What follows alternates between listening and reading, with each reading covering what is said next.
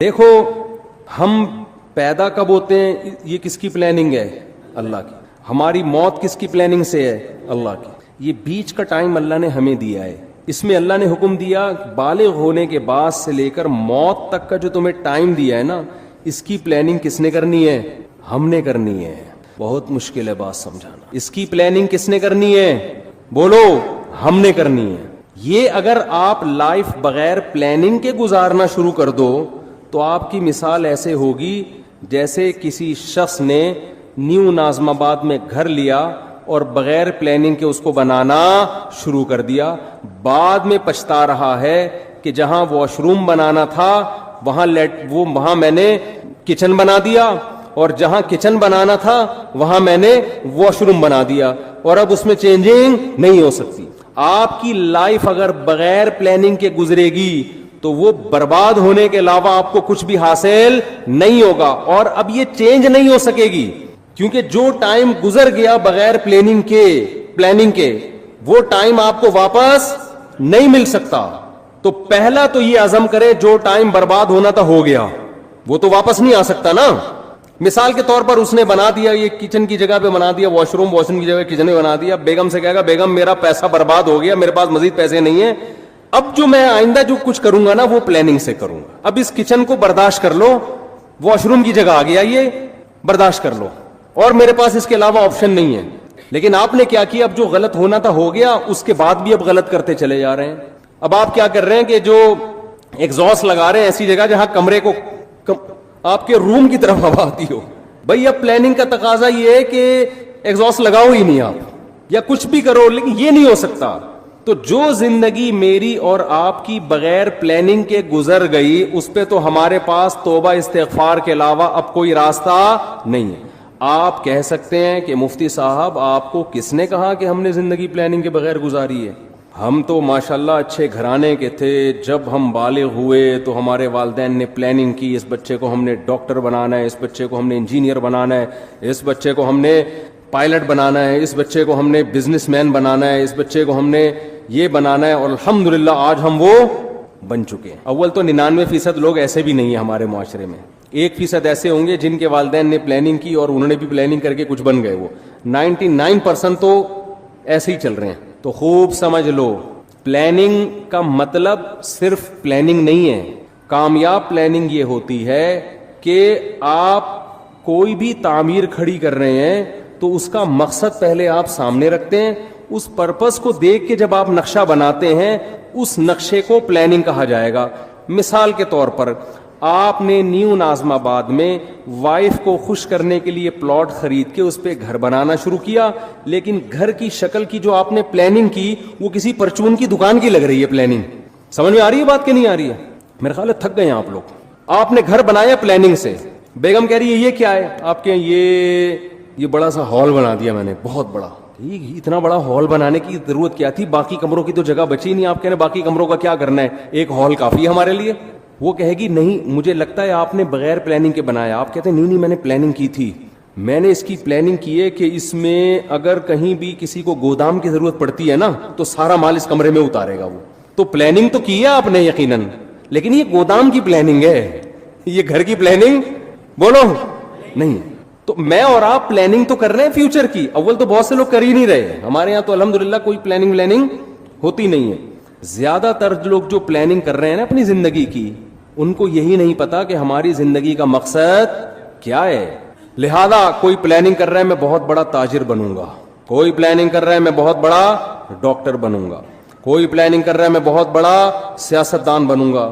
بھائی یہ جو آپ اپنے پرپس کو سامنے رکھ کے پلاننگ کر رہے ہو نا، تو آپ کا بڑا ڈاکٹر بننے سے مقصد کیا ہے آپ کا؟ بیگم کہے گی نہیں اتنا بڑا جو گودام آپ نے بنایا، اتنا بڑا کمرہ، آپ کا مقصد کیا ہے؟ آپ کہیں میں اس میں بورے لا کے رکھوں گا گندم کے، تو سر پکڑ کے بیٹھ جائے گی نا کہ یہ نیو ناظم آباد آپ کو گودام بنانے کے لیے یہ بنایا بلڈر نے. گودام کی الگ جگہ ہوتی ہے بھائی، ٹرک اڈے جاؤ، ٹرک اسٹینڈ جاؤ، وہاں گودام خریدو. تو غلط پلاننگ کو پلاننگ بولو نہیں کہا جاتا. اب میں جلدی سے بات کی طرف آتا ہوں جو میں سمجھانا چاہتا ہوں آپ لوگوں کو. بعض دفعہ بات مختصر ہوتی ہے، اس کی تمہید ذرا لمبی ہو جاتی ہے. دیکھو اگر ہم کافر ہیں، اللہ نہ کرے غیر مسلم ہیں، تو ہمیں اپنی زندگی کا مقصد تلاش کرنے کی ضرورت بولو نہیں ہے.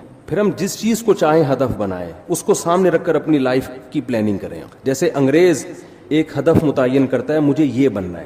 ان کے ہاں یہ بھی ہدف ہوتا ہے کہ میں نے ماؤنٹ ایوریسٹ کی چوٹی پہ چڑھنا ہے. پوری زندگی کا ان کا ٹارگٹ ہی یہی ہوتا ہے کہ میں نے کیا کرنا ہے, میں نے ماؤنٹ ایوریسٹ کی چوٹی سردیوں میں عبور کرنی ہے. تو کئی سال وہ اسی پلاننگ کے تحت اپنی باڈی کو بناتے رہتے ہیں. یہ ان کا ہدف ہے. اگر کوئی چڑھ جائے اس پہاڑی پر, کامیاب ہو گیا, نہیں چڑھ سکے تو کیا کہتے ہیں, ناکام ہو گیا. بناتے ہیں کہ میں نے میڈیکل سائنس کی فیلڈ میں ترقی کرنی ہے, بعض کہتے ہیں میں نے بہترین سائنٹسٹ بننا ہے. ہم یہ دیکھتے ہیں کہ جو لوگ مذہب کو نہیں مانتے ان کا ایک ہدف ہوتا ہے. اصل بات جو میں عرض کر رہا ہوں, جب تک آپ کے سامنے اپنی لائف کا ہدف نہیں ہوگا کہ میرے اس زندگی سے مقصد کیا ہے, اس وقت تک آپ اپنی زندگی کو پلان نہیں کر سکتے. آپ کی زندگی بے ڈھنگی ہوگی. اب مقصد کیا ہونا چاہیے؟ ایک مقصد ہے کافر کا, غیر مسلم کا. غیر مسلم کا لائف سے مقصد زندگی برائے زندگی, لائف کو انجوائے کرنا, اس کے علاوہ اس کا کوئی ہدف نہیں ہوتا. اگر آپ اللہ کو, کریٹر کو, خدا کو اپنی ڈکشنری سے نکال دیتے ہو تو پھر آپ کو یہ حق حاصل ہے کہ آپ اپنی زندگی کا مقصد خود متعین کرو. سمجھ رہے ہیں کہ نہیں سمجھ رہے؟ پھر آپ اپنی زندگی کا مقصد خود متعین کرو. کیونکہ اللہ کو اگر آپ نے نکال دیا, اس کا مطلب کیا ہوا کہ ہم پیدا ہوئے ہیں اللہ کے ارادے سے نہیں, ایک اتفاقی واقعہ ہوا, ہم پیدا ہو گئے. ہم مرتے ہیں اللہ کے ارادے سے نہیں, اتفاق ہوتا ہے. ان ہی الا حیاتنا الدنیا نموت ونحیا وما یہلکنا الا الدہر. نبی کے دور میں جو ایتھیسٹ تھے وہ کہتے تھے کہ یہ دنیا کی زندگی ہے جس میں ہم مرتے بھی ہیں جیتے بھی ہیں, یہ خدا کے تصرفات نہیں ہیں, یہ زمانے کے تصرفات ہیں. زمانے میں ہوتا ہے, موت بھی ہے, زندگی بھی ہے, اور پھل پھول بھی پیدا ہوتے ہیں, کوئی خوشی کی زندگی, کوئی غم کی زندگی. تو اگر میرے اور آپ کا بھی خدا نخواستہ یہ نظریہ ہے تو میرے بھائی ہمیں پھر اپنی زندگی کا ہدف تلاش کرنے کی ضرورت, خدا سے پوچھنے کی ضرورت نہیں ہے. پھر ہماری مرضی, ہم جس چیز کو ہدف بنا لیں. کیا خیال ہے, غلط تو نہیں کہہ رہا میں؟ پھر ہماری مرضی, پھر میں خود فیصلہ کروں گا میں نے کیا بننا ہے. پھر میری مرضی, میں کہوں یار میں نے ڈاکٹر بننا ہے, میں نے انجینئر بننا ہے, میں نے سائنٹسٹ بننا ہے, میں نے یہ بننا ہے, میں نے وہ بننا ہے, میں نے کچھ بھی نہیں بننا, میں نے ویسے انجوائے کرنا ہے لائف کو. بعض لوگوں کا یہ ہوتا ہے کچھ بھی نہیں بننا, انجوائے کرنا ہے بس. وہ میں ایک چٹکلا اکثر سناتا ہوں نا, آپ لوگ نئے ناظم آباد کے نئے لوگ ہیں. وہ ایک نوجوان جو ہے سمندر کے کنارے لیٹا ہوا اور سگریٹ کے کش لے رہا ہے. ایک بوڑھے میاں گئے, ذرا اسپیڈ میں سنا دیتا ہوں کیونکہ کئی دفعہ لوگ سن چکے ہیں. تو ایک بوڑھے میاں گئے اس نوجوان کو سمجھانے لگے, بیٹا تم اپنا ٹائم ویسٹ کر رہے ہو, کچھ کر کیوں نہیں لیتے؟ اس نے کہا انکل کیا کروں؟ بیٹا میٹرک کر لو. اس نے کہا 10 سال لگیں گے میٹرک میں. پھر کیا کروں؟ بیٹا پھر انٹر کر لینا 2 سال میں. تو 12 سال ہو گئے جی انکل, پھر کیا کروں؟ پھر بیٹا بی اے کر لینا. اچھا جی بی اے بھی کر لیا, پھر کیا؟ پھر بیٹا ماسٹر کر لینا. انکل 16 سال ہو گئے ماسٹر کر لیا, پھر کیا کروں؟ بیٹا پی ایچ ڈی کر لینا. انکل 18 سال ہو گئے پی ایچ ڈی کر کے کیا کروں گا؟ انکل نے کہا بیٹا پھر تمہیں اچھی جاب ملے گی, پیسے کمانا. انکل پھر کیا کروں؟ بیٹا پھر شادی کرنا, اچھے خاندان میں شادی ہوگی. انکل پھر کیا ہوگا؟ پھر تمہاری اولاد ہوگی. انکل پھر کیا ہوگا؟ وہ نوجوان تجسس میں نا کہ اینڈ کیا ہوگا اس کا. اچھا انکل بچے بھی ہو گئے, اب کیا ہوگا؟ کہہ رہے ہیں لائف کو انجوائے کرنا, مزے اڑانا. تو پھر ابھی کیا کر رہا ہوں میں؟ مزے ہی تو اڑا رہا ہوں. تو بعض لوگوں کا مقصد نہ ڈاکٹر بننا, نہ انجینئر بننا, نہ پائلٹ بننا. ان کا مقصد کیا ہے؟ لائف کو انجوائے کرنا. تو وہ بھی ایک مقصد ہے بھائی. وہ کہہ رہے ہیں بھائی لائف کو ہم انجوائے کرنے کے لیے آئے, انٹرٹینمنٹ. وہ انجوائے کر رہے ہوتے ہیں, گٹکے کھا رہے ہیں, پان کھا رہے ہیں. وہ کہہ رہے ہیں مر جائیں گے نا جلدی, تو کیا ہو گیا؟ ہم مزے اڑا کے جلدی مرنا چاہتے ہیں, اس میں کیا کون سی ٹینشن کی بات ہے؟ ہماری مرضی, ہماری لائف ہے. ہم چرس پی کے مرے, ہم ہیروئن پی کے مرے, ہم مر رہے ہیں نا, آپ کو کیا تکلیف ہے؟ یہ غیر مسلموں کی قسمیں بتا رہا ہوں میں آپ کو. غیر مسلموں میں شراب پی کے مرنے والے بھی, خودکشی کر کے مرنے والے بھی. خودکشی کرنے والے کو آپ یہ نہیں کہہ سکتے کہ یہ حرام ہے, اس پہ گناہ ملتا ہے. وہ کہتا ہے گناہ کیا ہوتا ہے؟ میرا جسم ہے, میری مرضی, میں کھمبے سے چپک کے مروں, میں کھمبے سے لٹک کے مروں. میں جب اس دنیا میں ٹینشن میں ہوں تو ٹینشن ریلیز کرنے کا میرے پاس موت کے علاوہ کوئی راستہ نہیں ہے, تو میں مر رہا ہوں نا, کیا تکلیف ہو رہی ہے؟ تو اگر آپ مذہب کو اپنی زندگی سے نکال دیتے ہیں تو آپ بہت ساری ٹینشنوں سے کیا ہو جاتے ہیں؟ بظاہر آزاد ہو جاتے ہیں. بظاہر آزاد ہوتے ہیں, حقیقت میں تو ٹینشنوں میں, عذاب میں پڑ جائیں گے آپ. تو پھر آپ کو ہدف خود بنانے کی اجازت ہے کہ آپ متعین کریں میری لائف ہے, میری مرضی ہے, میں خود فیصلہ کروں گا میں نے فیوچر میں کیا بننا ہے. یہ بھی فیصلہ کروں گا کہ کیا بننا ہے, یہ بھی فیصلہ کروں گا کہ کچھ بننا بھی ہے کہ نہیں بننا, ویسے ہی رہنا ہے. ہم جب 4تھی کلاس میں تھے نا تو ہماری ٹیچر نے سب بچوں سے پوچھنا شروع کیا کہ کون کیا بنے گا. ایک بچے سے پوچھا, اس نے کہا ڈاکٹر, مجھ سے پوچھا, میں نے کہا پائلٹ. بچوں کو اس وقت پائلٹ بننے کا بہت شوق ہوتا تھا. سب سے وہ پوچھ رہی تھی. ایک لڑکا بڑا شرارتی تھا, اس سے پوچھا بیٹا تم بڑے ہو کر کیا بنو گے؟ کہتا دولہا بنوں گا میں. اس نے کیا کہا؟ اس وقت تو ہم سب کو اس پہ ہنسی آئی, لیکن بات یہ ہے کہ جب آپ نے لوگوں پہ چھوڑ دیا کیا بننا ہے, تو کہہ رہے ہیں مجھے سب سے زیادہ مزہ کس میں آئے گا؟ دولہا بننے میں. میں دولہا ہی بنوں گا, میرا ہدف ہی دولہا بننا ہے. اس وقت تو یہ بات ہمیں سمجھ میں نہیں آتی تھی, لیکن جب ہم آج 50 سال کے ایسے لڑکے دیکھ رہے ہیں نا جو دولہا بننے کی خواہش میں ترس رہے ہیں, جو دولہا بن ہی نہیں پا رہے بیچارے اپنی حرکتوں کی وجہ سے, تو پھر مجھے وہ یاد آتا ہے کہ یہ دولہا بھی خوش قسمت لوگ بنتے ہیں. اور خواتین کے ساتھ پیشگی معذرت, بار بار دولہا بننے کی سعادت یہ بہت ہی خوش قسمت لوگوں کو ملتی ہے. اللہ تعالیٰ حفاظت میں رکھے. تو اب مجھے ایک بات بتاؤ کہ یا تو آپ ادھر ہو جاؤ انگریز کی طرف, ان کا ہدف وہ خود متعین کرتے ہیں, لیکن جو خدا کو ماننے والے ہیں, دیکھیں قرآن بہت ساری اہل ایمان کی جو علامت بیان کرتا ہے نا, اس میں بار بار یہ کہتا ہے کہ یہ علامتیں ان میں پائی جاتی ہیں جو اللہ پر اور آخرت کے دن پر ایمان رکھتے ہیں. ہمیں شروع میں یہ چیزیں سمجھ میں نہیں آتی تھیں, لیکن اب جب کمپیئر کر رہے ہیں نا دنیا کی قوموں سے, تو قرآن بار بار کہہ رہے ہیں جو اللہ کو مانتے ہیں وہ زنا نہیں کرتے, جو اللہ کو مانتے ہیں وہ رشتہ داری کو توڑتے نہیں ہیں. آج ہمیں گورے نظر آتے ہیں رشتہ داری توڑتے ہوئے, آج ہمیں گورے نظر آتے ہیں زنا کرتے ہوئے. جو اللہ کو مانتے ہیں وہ شراب نہیں پیتے, جو اللہ کو مانتے ہیں وہ سود نہیں کھاتے, جو اللہ کو مانتے ہیں وہ نماز پڑھتے ہیں. آپ کو گوروں میں 20 خوبیاں نظر آئیں گی. ہر بات شروع کرنے سے پہلے 20 دفعہ تھینک یو, بات ختم کرنے کے بعد 20 دفعہ تھینک یو. بہت ساری خوبیاں ہیں. نماز پڑھتے ہوئے وہ نظر نہیں آئیں گے, رشتوں کو جوڑتے ہوئے وہ نظر نہیں آئیں گے. وہ تو باپ جیسا قریب ترین رشتہ بڑھاپے اس کا اولڈ ہاؤس میں گزرتا ہے اس کا. تو قرآن نے بڑا فرق کیا ہے ماننے والے اور نہ ماننے والے. تو پہلا تو آپ فیصلہ کرو کہ ہم ماننے والوں میں ہیں یا نہ ماننے والوں میں. ہم اگر ماننے والوں میں ہیں تو آپ کو اپنا زندگی کا ٹارگٹ خود متعین کرنے کی اجازت نہیں ہے. پھر یہ خدا نے جو بتایا اس پہ, اس پرپس پہ آپ کو کام کرنا پڑے گا جو اللہ نے بتایا ہے. تو پہلے تو یہ کلیئر کریں. دیکھو بات کہاں سے شروع ہوتی ہے, جلدی جلدی سمیٹتا ہوں, یہ ٹاپک میں بار بار ریپیٹ کرتا ہوں لیکن ضرورت ہے لوگوں کی. ایک فیصلہ کرو, ہمیں کسی نے بنایا ہے یا ہم خود سے بنے ہیں. گورا کہتے ہیں ہمیں اس سوال کے جواب کی ضرورت نہیں ہے. قرآن کہتا ہے سب سے پہلے تجھ سے یہ سوال پوچھا جائے گا کہ تو نے یہ فیصلہ کیسے کر لیا تھا کہ میں خود بخود وجود میں آیا ہوں. یہ فیصلہ تو نے کیسے کر لیا تھا؟ اللہ نے ہمیں آزاد نہیں چھوڑا, ہمیں اپنے رب کے وجود پر, اس کی توحید پر ایمان لانا پڑے گا. یہ آپشنل نہیں ہے. اگر نہیں ایمان لائے, اللہ کہتے ہیں ہمیشہ کے لیے جہنم کی آگ اور اس کے ایندھن بنا دوں گا میں تمہیں.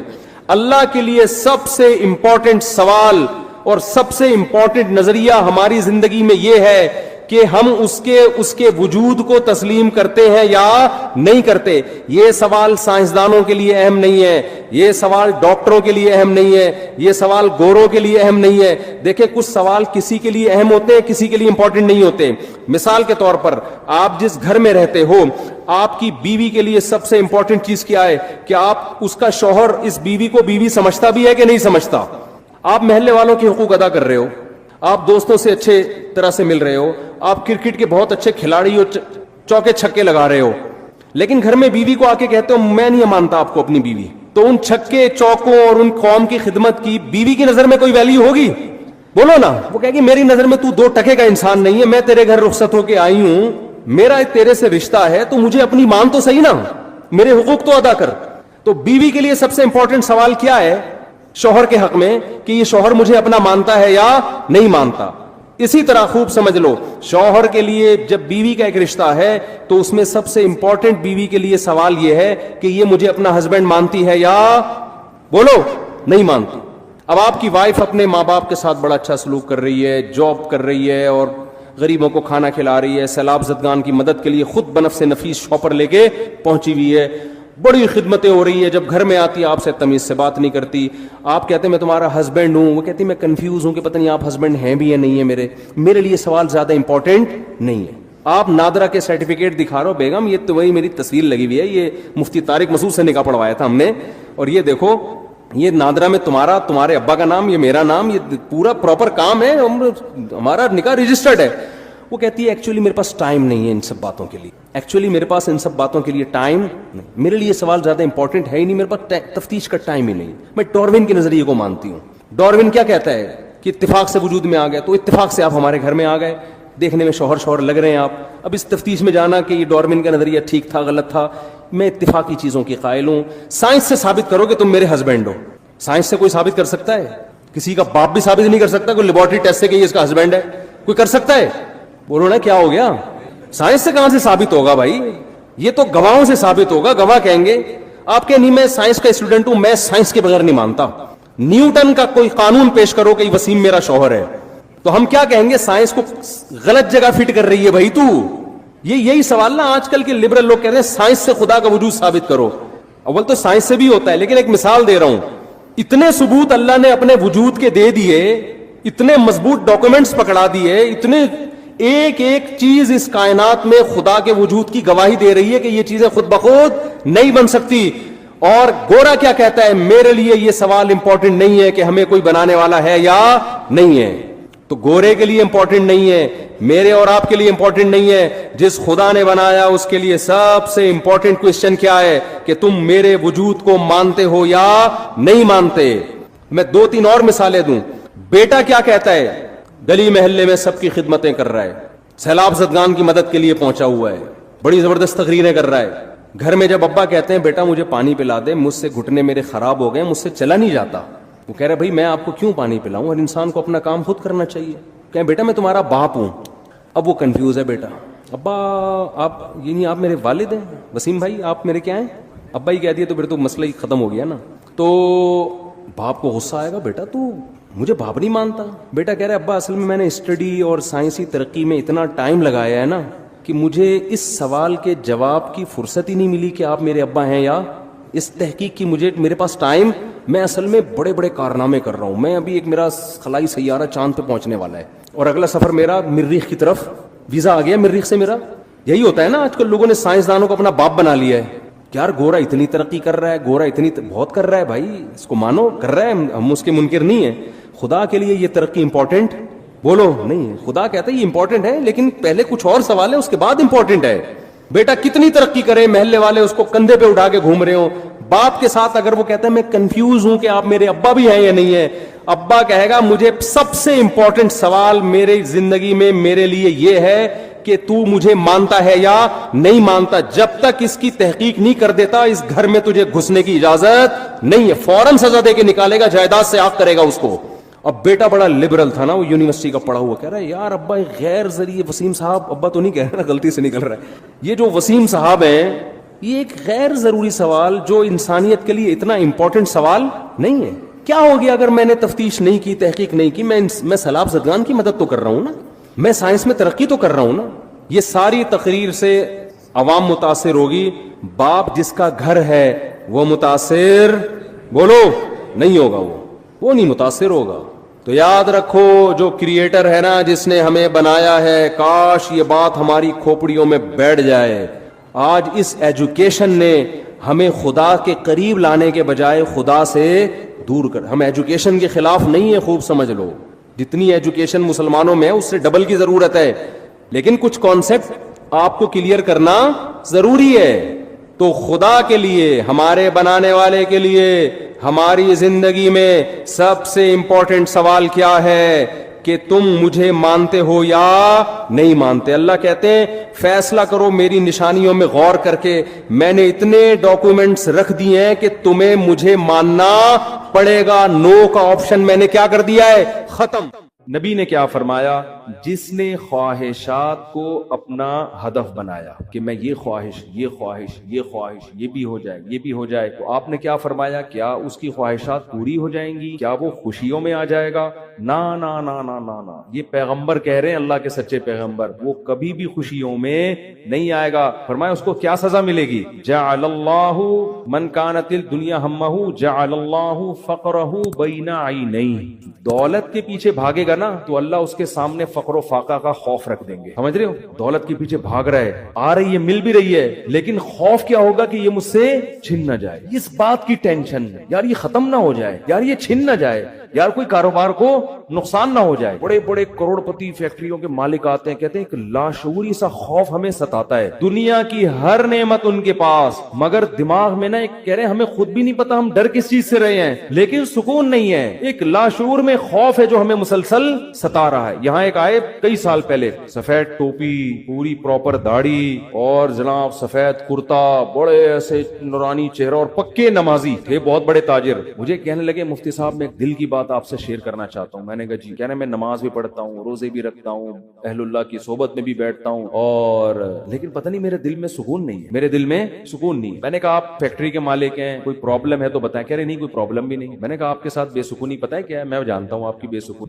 آپ کو یہ ڈر ہے کہ اس فیکٹری کا کوئی نقصان نہ ہو. جیسی زندگی ابھی ہے پتہ نہیں یہ ہمیشہ ویسی رہے گی بھی یا نہیں رہے گی. تو نماز تو آپ نے پڑھ لی, آپ نے زکاتیں بھی دے دی, آپ نے روزے بھی رکھ لیے, لیکن یہ جو لاشعور میں خوف ہے نا, اس خوف کا کوئی ازالہ کرنے والا نہیں ہے. کیونکہ آپ کو پتا ہے یہ شیورٹی, یہ گارنٹی کوئی بھی نہیں لے سکتا کہ تمہیں نقصان کبھی بھی نہیں ہو سکتا. کیونکہ آپ نے اپنی زندگی میں دیکھا ہے بڑے بڑے کاروبار چلتے ہوئے ٹھپ ہو جاتے ہیں, لوگ روڈ پہ آ جاتے ہیں. کہہ رہے ہیں بالکل آپ صحیح کہہ رہے ہیں, مجھے یہی خوف ہے. میں نے کہا اس خوف کا یہ علاج نہیں ہے کہ آپ اپنے کاروبار کو ہر طرح سے سیو کر لو, یہ تو وہ تو کرنا تو چاہیے سیو, لیکن یہ علاج نہیں ہے. میں نے کہا اس کا علاج یہ ہے کہ آپ یہ فرض کر لو کہ یہ چھن گیا آپ سے سب کچھ, ابھی برباد ہو گئی, اللہ نہ کرے فیکٹری میں آگ لگ گئی, اب ہوگا کیا؟ کہہ رہے کیا ہوگا؟ میں نے کچھ بھی نہیں ہوگا. صبح 2 پراٹھے آپ پھر بھی کھاؤ گے, رات کو سونے کے لیے چھپڑا آپ کو گندے نالے پہ یا فٹ پاتھ پہ مل جائے گا, کوئی بات نہیں, انجوائے کرنا. دنیا مسافر خانہ ہے, رہنے کی جگہ بولو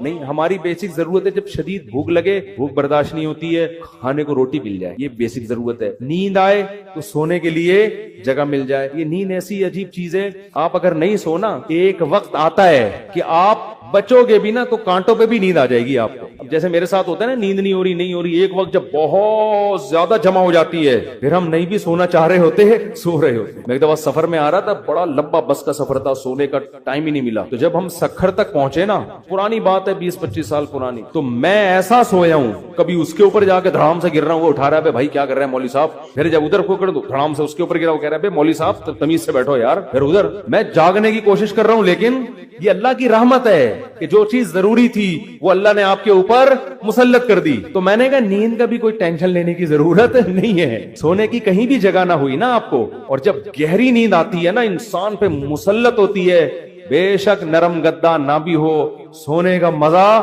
خاندانی آتا ہے. آدمی کہتا ہے کہیں سر ٹکانے کی, کوئی بندے سے کہتا ہے تو خالی ہاتھ یوں رکھ کے کھڑا ہو جا تھوڑی دیر کے, کہیں سر ٹکانے کی ذرا سی جگہ مل جائے, ایسا مزہ آتا ہے سونے میں. وہ جو سبزی والا جو میرے پیسے لے کے بھاگا تھا نا, وہ ٹھیلے پہ سوتا تھا رات کو, وہ رات کو ٹھیلے پہ سوتا تھا, اس کو سکون تھا نا, اس کی سکون نہیں تھا اصل میں, وہ تھک اتنا جاتا تھا نا فراڈ کر کے ادھر سے پیسے, تو رات کو آ کے اب اس کو جگہ نہیں ملی, تو میں نے کہی دفعہ دیکھا ٹھیلے پہ سو رہا ہے. مزدور لوگوں کو دیکھ لو نا آپ, جہاں جگہ ملے سو جاتے ہیں وہ. تو میں نے ان سے کہا کہ ٹینشن لینے کا نہیں ہے, آپ کی بیسک ضرورت نیند ہے, وہ آ جائے گی, کہیں بھی آ جائے گی, بیٹھے بیٹھے سو جاؤ گے. اور کھانے کی ضرورت, اتنا رزق اللہ انشاءاللہ آپ کو دے دے گا. اور شدید بھوک میں تو میرے بھائی دال میں بھی وہ مزہ آتا ہے جو ایک مالدار کو قورمے بریانی میں. شدید بھوک لگ رہی ہو نا, دال کھانے کا اپنا مزہ. میں نے کہا دال مل جائے گی. پھر کہنے لگے بیوی بچوں کا کیا ہوگا, جب اتنی غربت ہوگی, خطرہ ہوگا تو بھاگ جائیں گے. میں نے کہا جو خود سے بھاگے اسے بھاگنے دو, جو خود سے بھاگے اسے کوئی ٹینشن. مسافر خانہ ہے نا بھائی, نیک بیوی تو وہ ہوتی ہے جو آپ کی شریک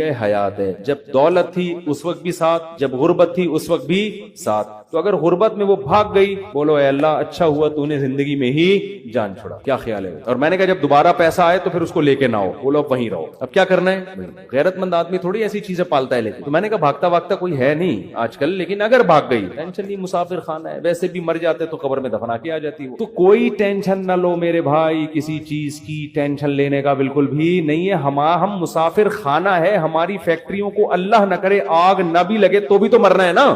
ارے فیکٹری تم نہیں مرے, فیکٹری مر گئی, یہ زیادہ اچھا ہے. اس سے بہتر کہ تم مر جاتے اور فیکٹری بچ جاتی. کوئی فرشتہ آئے اور کہے اللہ نے مجھے حکم دیا ہے اس کی فیکٹری کو آگ لگوا دو, لیکن اس کو آپشن دے دو کہ تو مرے تیری فیکٹری کو مار دیں. آدمی کہتا ہے بھائی مزدوروں سمیت مار دے اس پوری فیکٹری مجھے بچا لو. یہی ہوگا نا, مجھے بچا لو. تو ان کو تھوڑا سکون ہے. میں نے کہا آپ کا مسئلہ یہ ہے کہ آپ نماز پڑھتے ہیں, علماء کے پاس بھی بیٹھتے ہیں, مگر آپ نے دل میں دنیا کی محبت کے گٹر اگل رہے ہیں. ہمارے حضرت فرمایا کرتے تھے بہت سے سے لوگ ایسے ہیں بڑی بڑی داڑیاں، تہجد گزار اور جناب بڑے ہر بات پہ درود شریف، لیکن دل میں دنیا کی محبت کے گٹر پالے ہوئے ابل رہے ہیں. یہ ایسے جیسے اللہ کی محبت کے چشمے ابلتے ہیں نا، تو دنیا کی محبت کے چشمے نہیں ابلتے، گندگی کے گٹر ہیں جو ابلتے ہیں. کہتے ہیں ان کے دل میں گندگی نہیں ہے، گندگی کے دنیا کی محبت کی جو ایک گٹر ہے نا، گٹر، وہ گٹر ابل رہے ہیں. جس کو یہ مثال